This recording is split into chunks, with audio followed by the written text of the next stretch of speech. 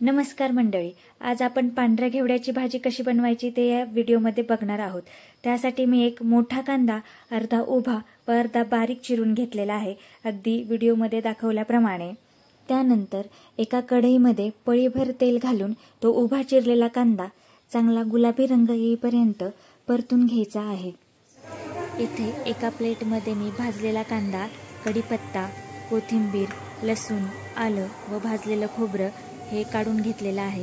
हे सगळं मिश्रण आपण मिक्सरच्या भांड्यात टाकून त्याची थिक पेस्ट करून घ्यायची आहे।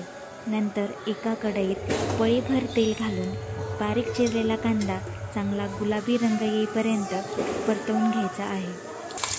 आता इथे आपण जे वाटण बनवले होते ते टाकायचे आहे व सर्व मिश्रण एकत्रित करून चांगले परतवून घ्यायचे आहे।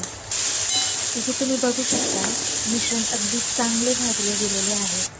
आता या स्टेजला आपण घरी बनवलेला कच्चा मसाला टाकणार आहोत व 1 सेकंद तो कच्चा मसाला आधीच्या मिश्रणासोबत चांगला परतवून घेणार आहोत। त्यानंतर आपण इथे सुहानाचा किचन किंग मसाला व एव्हरेस्टची काश्मीरी लाल मिर्च पावडर टाकणार आहोत व हे मिश्रण परत एकदा चांगलं परतवून घेणार आहोत। आता आपण कसुरी मेथी टाकून घेणार आहोत। हे सर्व मिश्रण चांगलं हलवून घेतल्यानंतर त्यात थोडे गरम पाणी टाकायचे आहे व ते परत हलवून घ्यायचे आहे। पांढऱ्या घेवड्याच्या बिया कुकरमध्ये शिजवून घेतलेल्या आहेत। आता हा शिजवून घेतलेला पांढरा घेवडा आपण या ग्रेव्हीमध्ये टाकणार आहोत। पुन्हा एकदा गरम पाणी घालून हे मिश्रण एकत्रित करून घेणार आहोत।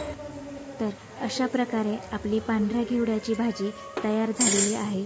तुम्हाला ही पांढऱ्या घेवड्याची भाजी कशी वाटली मला कमेंटमध्ये नक्की कळवा व माझ्या व्हिडिओला लाईक करा आणि शेअर करा। धन्यवाद।